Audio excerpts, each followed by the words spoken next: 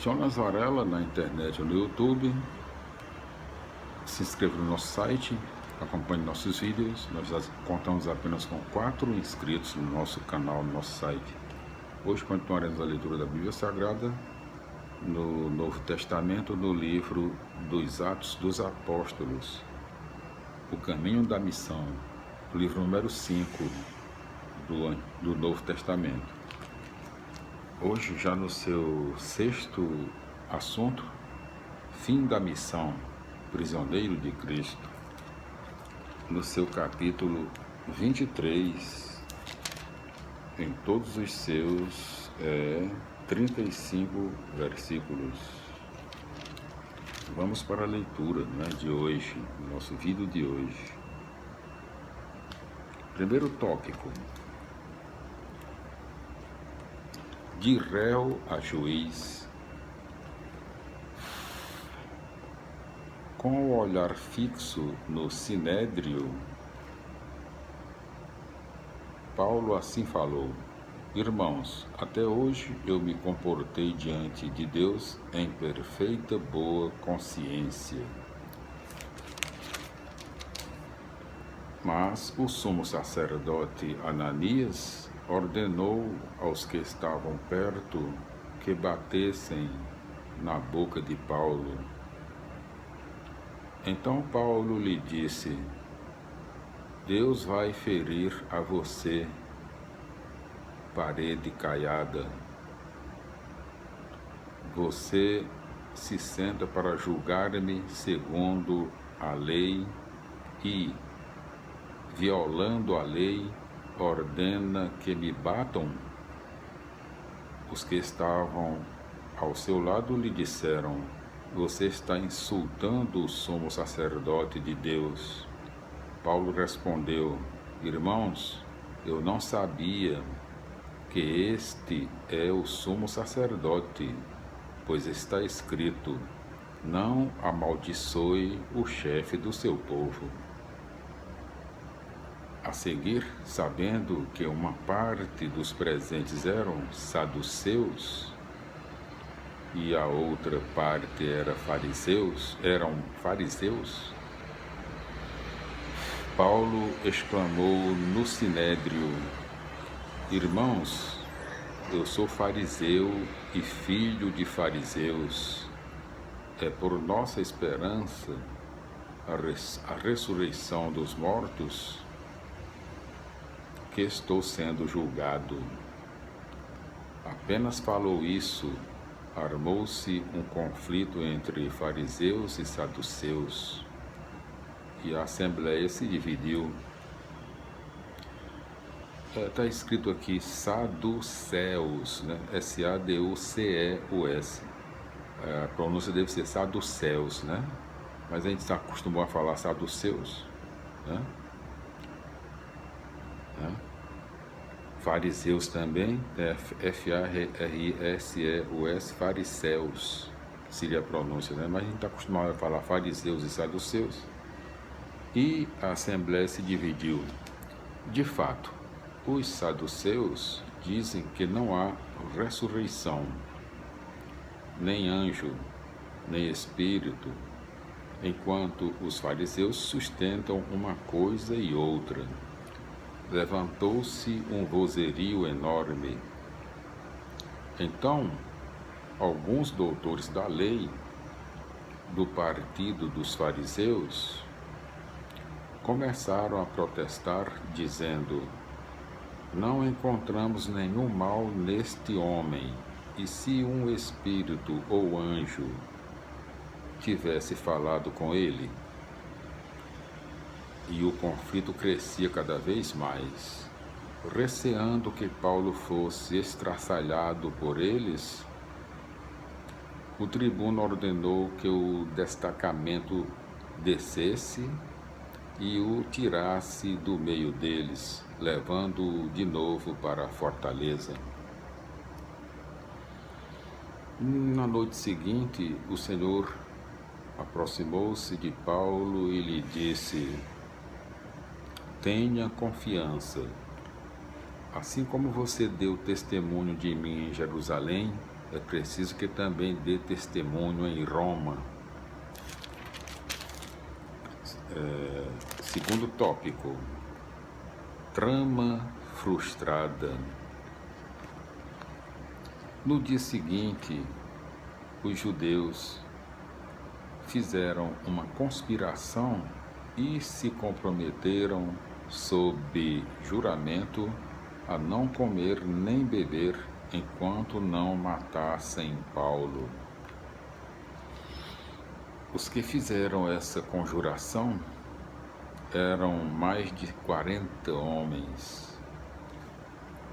Foram então procurar os chefes dos sacerdotes e os anciãos, dizendo: acabamos de jurar solenemente sob anátema que nada vamos comer enquanto não matarmos Paulo. Vocês, portanto, de acordo com o Sinédrio, proponham que o tribuno o traga sob pretexto de vocês examinarem mais minuciosamente o caso. Quanto a nós, estamos prontos para matá-lo antes que chegue aqui. Entretanto, o sobrinho de Paulo soube da trama, foi à fortaleza, entrou e preveniu Paulo. Então Paulo chamou um dos centuriões e disse: leve este rapaz ao tribuno, porque ele tem algo a comunicar. O centurião conduziu o rapaz ao tribuno e disse a ele: o prisioneiro Paulo me chamou e pediu que lhe trouxesse este rapaz que tem algo a lhe dizer. Tomando o rapaz pela mão, o tribuno o levou à parte e lhe perguntou: o que é que você tem para me comunicar? O rapaz respondeu: os judeus combinaram pedir que o Senhor faça Paulo descer amanhã ao Sinédrio, sob pretexto de examinarem mais minuciosamente a sua causa. Não acredite neles. Mais de 40 homens estão de emboscada contra Paulo. Eles juraram sob anátema não comer nem beber enquanto não o matarem. Agora estão de prontidão e esperam que o Senhor dê o consentimento. O tribuno despediu o rapaz, recomendando: não diga a ninguém que você me trouxe essas informações. Então o tribuno chamou 2 centuriões e ordenou: coloquem de prontidão, desde as 9 horas da noite, 200 soldados, 70 cavaleiros e 200 lanceiros para irem até Cesareia, e também cavalos para que Paulo possa viajar e ser conduzido são e salvo ao governador Félix.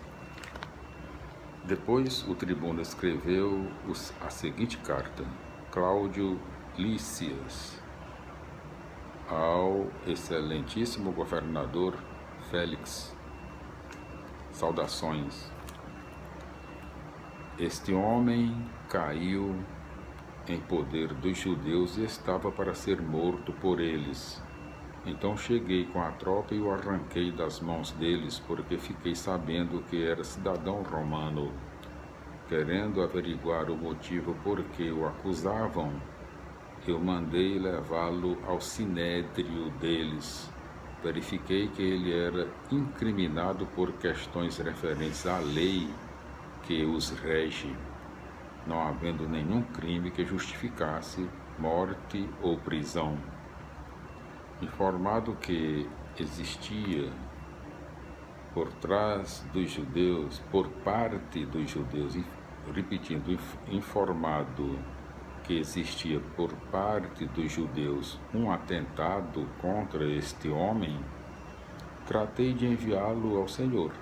Comuniquei aos acusadores que devem expor na presença do Senhor o que eles têm contra este homem, conforme lhes fora ordenado os soldados tomaram Paulo e o levaram de noite até Antipátrida. No dia seguinte, os soldados voltaram à fortaleza e deixaram os cavaleiros seguir viagem com Paulo.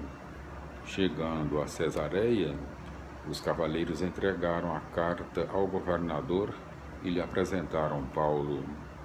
Depois de ler a carta, o governador quis saber qual era a província de origem de Paulo. Informado que era da Cilícia, disse-lhe: quando os seus acusadores chegarem, eu ouvirei você. E mandou que Paulo ficasse preso no palácio de Herodes. Glória a Deus, aleluia, amém. Felicidades, meus irmãos. Vamos ver aqui. Concluímos a leitura do capítulo 23 do livro dos Atos dos Apóstolos, em todos os seus 35 versículos. Vamos para as explicações do mesmo, se dá tempo, né? Vamos ver aqui. Capítulo 23, versículos 1 a 11. Entregue ao Sinédrio para apuração dos fatos, Paulo começa desmascarando a hipocrisia do sumo sacerdote, chefe político e religioso. A seguir testemunha a ressurreição, provocando uma velha polêmica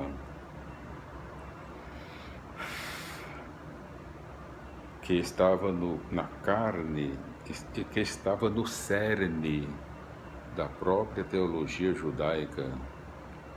Ironicamente, o réu demonstra a incompetência do tribunal que o deveria julgar. O versículo 11 abre o último horizonte para o testemunho de Paulo.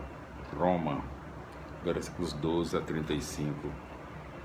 O relato antevê o processo seguinte. O grupo judaico se empenha num atentado contra Paulo, sob pena de anátema, isto é, de maldição divina. Ao fanatismo desse grupo, Lucas opõe o comportamento das autoridades romanas, que desde o início pensam tratar-se apenas de conflito de opiniões dentro do judaísmo. Glória a Deus, aleluia, minha felicidade, meus irmãos. Nós concluímos hoje, no nosso vídeo de hoje, a leitura do capítulo 23 do livro dos Atos dos Apóstolos, nos seus 35 versículos, e as explicações do mesmo. Glória a Deus, aleluia, minha felicidade. Voltaremos no nosso próximo vídeo com a continuação da leitura do livro dos Atos dos Apóstolos, no seu capítulo 24. A paz do Senhor. Glória a Deus, aleluia, felicidades, amém, e até lá.